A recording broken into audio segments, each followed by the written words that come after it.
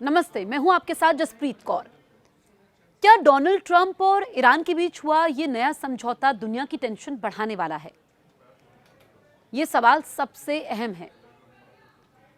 हम उस डील की बात कर रहे हैं जिसने मिडिल ईस्ट से लेकर पूरी दुनिया की राजनीति और अर्थव्यवस्था को हिलाकर रख दिया है, क्योंकि इस समझौते के बाद स्ट्रेट ऑफ हॉर्मूज यानी हॉर्मूज जलडमरू मध्य पर ईरान की पकड़ पहले से कहीं ज्यादा मजबूत हो चुकी है। आपको बता दें कि ये वही समुद्री रास्ता है जहां से दुनिया का लगभग 20% तेल गुजरता है।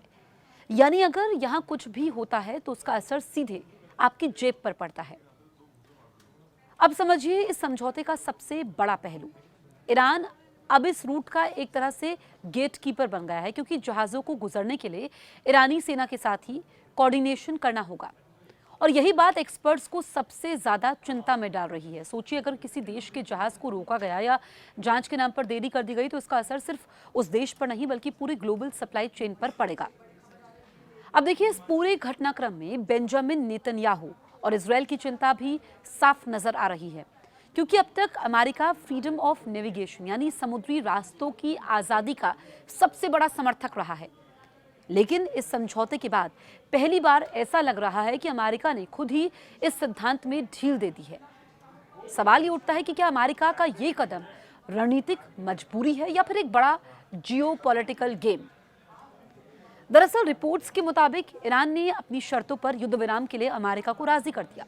इसमें सबसे बड़ा हथियार था हॉर्मूज को बंद करने की धमकी, क्योंकि अगर ये रास्ता बंद होता तो तेल की कीमतें आसमान छू जाती, वैश्विक अर्थव्यवस्था में हड़कंप मच जाता।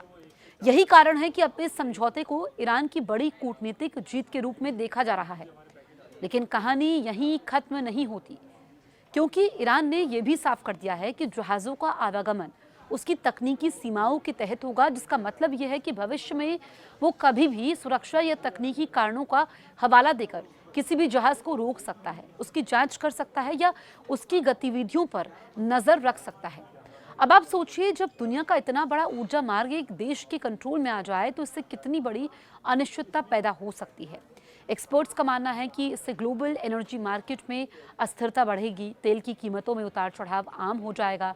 दूसरी तरफ ये समझौता भविष्य की बातचीत में ईरान को एक मजबूत बार्गेनिंग चिप भी देता है, यानी अब वो अंतर्राष्ट्रीय मंच पर और ज्यादा ताकत के साथ अपनी बात रख सकेगा। कुल मिलाकर ये डील सिर्फ एक समझौता नहीं बल्कि वैश्विक शक्ति संतुलन में एक बड़ा बदलाव है, जिसने कई नए सवाल खड़े कर दिए हैं। क्या ये कदम दुनिया को स्थिरता की ओर लेकर के जाएगा या फिर एक नई टकराव की शुरुआत होने वाली है? यही वो बड़ा सवाल है जिसका जवाब आने वाले समय में पूरी दुनिया को यहाँ पर परेशान कर सकता है।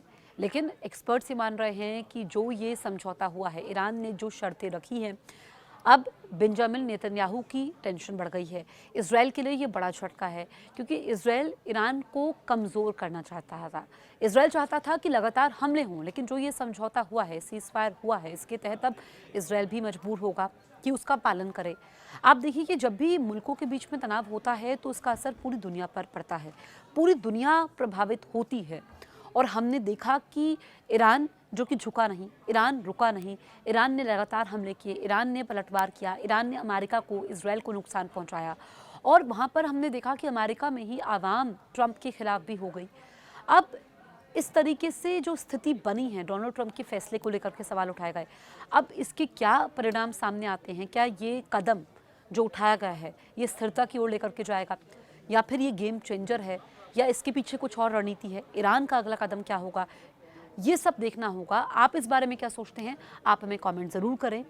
और अगर अभी तक आपने हमारे YouTube चैनल को सब्सक्राइब नहीं किया है, तुरंत सब्सक्राइब करें।